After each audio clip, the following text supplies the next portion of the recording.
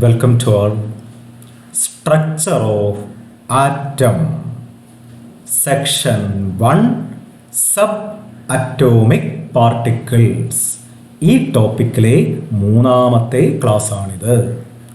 കഴിഞ്ഞ ക്ലാസ്സിലെ നോട്ടിൽ സെക്ഷൻ 2 എന്ന് എഴുതിയിരുന്നു. അത് സെക്ഷൻ 1 തന്നെയാണ്. അതിലെ മൂന്നാമത്തെ ക്ലാസ് ആണിത്. ക്വസ്റ്റ്യൻ നോക്കാം. Question number 9. Write a note on anode rays. അതിൻ്റെ മറ്റൊരു പേരാണ് കനാൽ റേസ്. കാഥോഡ് റേസ് നമ്മൾ പരിചയപ്പെട്ടു. ഇനി പരിചയപ്പെടാൻ പോകുന്നത് ആനോഡ് റേസ് ആണ്. അതിൻ്റെ മറ്റൊരു പേരാണ് കനാൽ റേസ്. ഓക്കെ, ഈ ഡയഗ്രാം നമുക്ക് പരിചയമുണ്ട്. കാഥോഡ് റേസ് പഠിച്ചപ്പോൾ നമ്മൾ പരിചയപ്പെട്ട ഡയഗ്രാമാണ്. Cathode ray discharge tube experiment നമ്മൾ കണ്ടതാണ്. കാഥോഡിൽ നിന്നും ആനോഡിലേക്ക് പാർട്ടിക്കിൾസ് മൂവ് ചെയ്യും. ഈ പാർട്ടിക്കിൾസ് ഫ്ലൂറസെൻ്റ് സ്ക്രീനിൻ്റെ മേലെ തട്ടിയാൽ ഫ്ലൂറസെൻസ് പ്രൊഡ്യൂസ് ചെയ്യും എന്നൊക്കെ കഴിഞ്ഞ ക്ലാസ്സിൽ നമ്മൾ കണ്ടിരുന്നു. ഇനി എക്സ്പെരിമെൻറ്റിൽ ചെറിയ മാറ്റങ്ങൾ വരുത്തുകയാണ്. കാഥോഡിൻ്റെ പിന്നിലും ഒരു സ്ക്രീൻ വെച്ചു. ഇവിടെ ഒരു സ്ക്രീൻ വെച്ചു. വരച്ചിട്ടില്ല, ഇവിടെ ഒരു സ്ക്രീൻ വെച്ചിട്ടുണ്ട്. കാഥോഡിന് തുളകൾ ഉണ്ടാക്കി, ഹോളുകൾ കണ്ടോ, ഇതുപോലെ തുളകൾ ഉണ്ടാക്കി. പെർഫോറേറ്റഡ് കാഥോഡ് എന്നാണ് പറയാം. Perforated cathode. ഈ ഹോളുകളെ കനാൽ എന്നും വിളിക്കാം, കനാൽ എന്നും വിളിക്കാം. Perforated cathode. Discharge tube experiment നടത്തുമ്പോൾ കണ്ട കാര്യം, ഇവിടെ ഫ്ലൂറസൻസ് കിട്ടുന്നത് പോലെ, അതായത് ആനോഡിൻ്റെ പിന്നിൽ വെച്ച സ്ക്രീനിൽ ഫ്ലൂറസൻസ് കിട്ടുന്നത് പോലെ കാഥോഡിൻ്റെ പിന്നിൽ വെച്ച സ്ക്രീനിലും ഫ്ലൂറസൻസ് കിട്ടുന്നുണ്ട്. ഇതിൻ്റെ അർത്ഥം എന്താണ്? ആനോഡിൽ നിന്നും കാഥോഡിലേക്കും പാർട്ടിക്കിൾസ് മൂവ് ചെയ്യുന്നുണ്ട്. ഈ പാർട്ടിക്കിൾസിനെ വിളിക്കുന്ന പേരാണ് ആനോഡ് റേസ്. ഇപ്പം ഡിസ്ചാർജ് ട്യൂബിൽ ആനോഡിൽ നിന്നും കാഥോഡിലേക്ക് മൂവ് ചെയ്യുന്ന പാർട്ടിക്കിൾസ് ആണ് ആനോഡ് റേസ്. അവർക്കും ഫ്ലൂറസൻസ് പ്രൊഡ്യൂസ് ചെയ്യാൻ കഴിയും. അപ്പോൾ ആനോഡ് റേസിനെ നമ്മളൊന്ന് പരിചയപ്പെട്ടു. ഇനി ഇതിൻ്റെ നോട്ടുകളൊക്കെ നോക്കാം. ഒന്നാമത്തെ point, rays moving from anode to cathode. Anode to cathode are known as anode rays or canal rays. Okay, അടുത്ത പല പ്രോപ്പർട്ടികളും കാഥോഡ് റേസിൻ്റെ പോലെ തന്നെയാണ്. അതുകൊണ്ട് അധികം പറയേണ്ട ആവശ്യമില്ല. ദേ ആർ ഇൻവിസിബിൾ, അദൃശ്യമാണ്. They move in straight line. Straight ലൈനിലാണ് മൂവ് ചെയ്യുന്നത്. But speed is lesser than cathode rays. Cathode റേസിൻ്റെ അത്ര സ്പീഡ് ഇല്ല. അടുത്ത point, they can be deflected by electric and magnetic fields. Cathode റേസിനെ പോലെ തന്നെ ഇവരെയും നമുക്ക് ഇലക്ട്രിക് ഫീൽഡോ മാഗ്നറ്റിക് ഫീൽഡോ കൊടുത്ത് ഡിഫ്ലക്റ്റ് ചെയ്യിക്കാം, ഡീവിയേഷൻ നടത്താം. അടുത്ത point, they consist of material particles because they can produce mechanical motion. ഇവർക്ക് ചലനം ഉണ്ടാക്കാൻ പറ്റും. ഈ ആനോഡ് റേ പോകുന്ന വഴിക്ക് ഒരു ചെറിയ വീല് വെച്ചാൽ ആ വീല് റൊട്ടേറ്റ് ചെയ്യാൻ തുടങ്ങും. അപ്പോൾ ഇവർ മെറ്റീരിയൽ പാർട്ടിക്കിൾസ് ആണ്. ഇവർക്ക് ചലനം ഉണ്ടാക്കാൻ കഴിയും. Anode rays consist of material particles. Okay, അടുത്ത പോയിന്റ് നോക്കാം. They produce fluorescence on zinc sulphide screen placed behind the cathode. ആ കാഥോഡിന് തുളയുണ്ട്, അതുകൊണ്ടാണ് പെർഫോറേറ്റഡ് കാഥോഡ് എന്ന് പറയുന്നത്. ഓക്കെ, അപ്പോൾ ഫ്ലൂറസൻസ് പ്രൊഡ്യൂസ് ചെയ്യാൻ കഴിയും. അടുത്ത point, their behaviour is opposite to that of cathode rays in electric and magnetic field.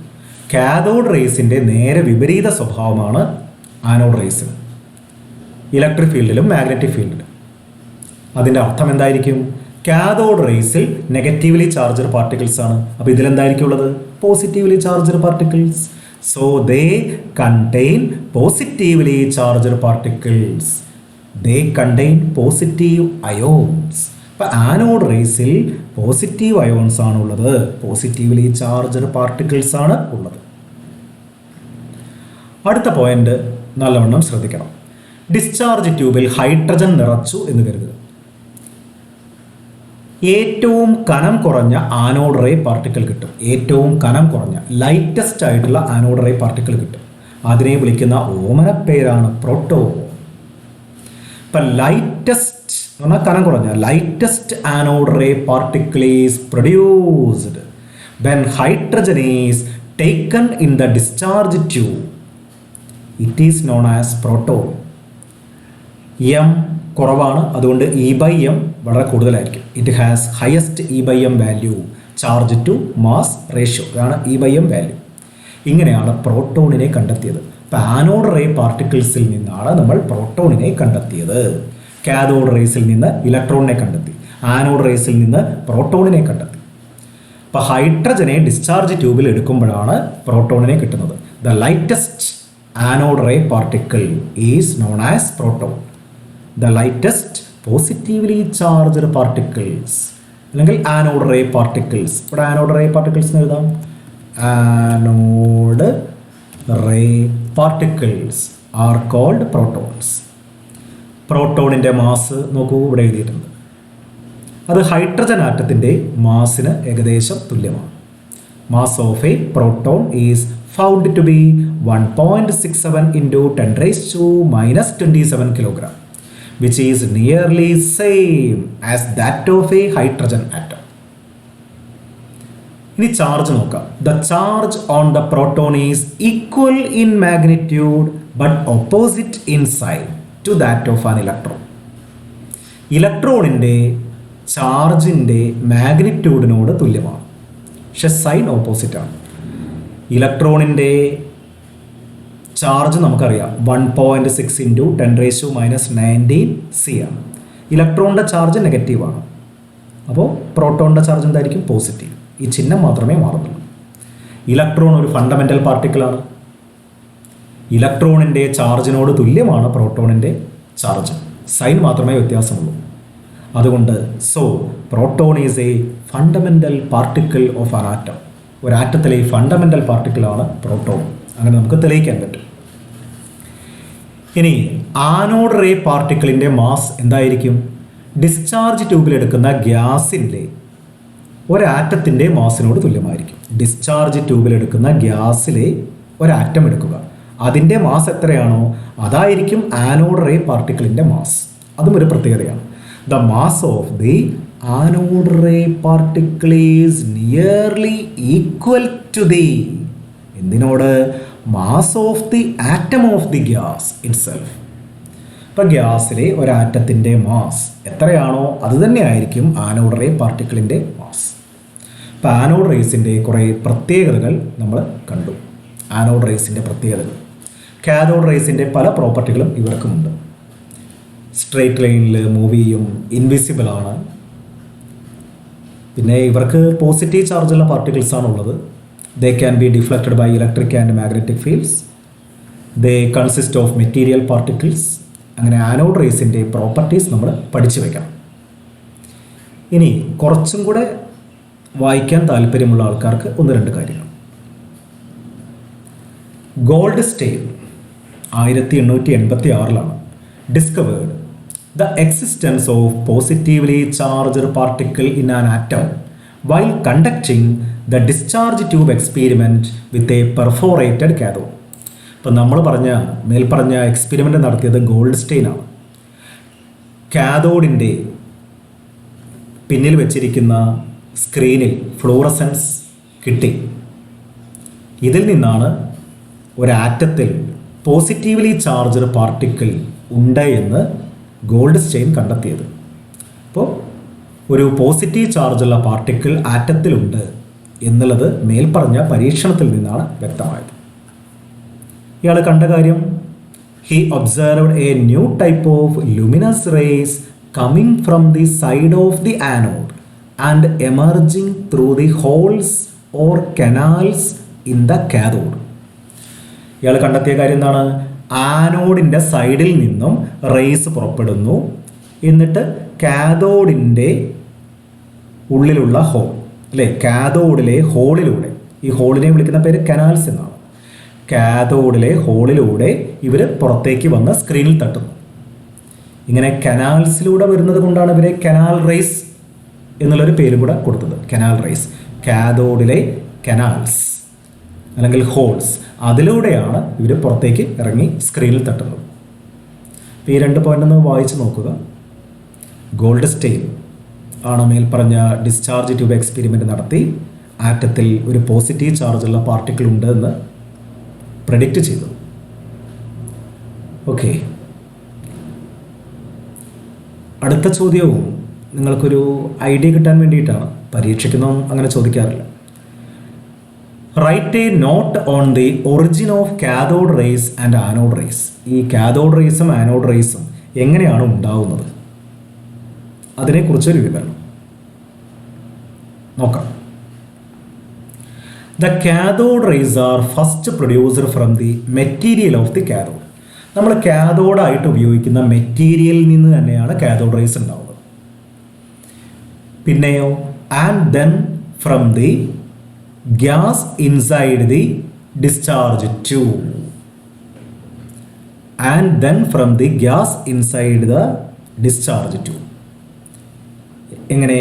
Due to the bombardment of the gas molecules by the high speed electrons emitted first from the cathode.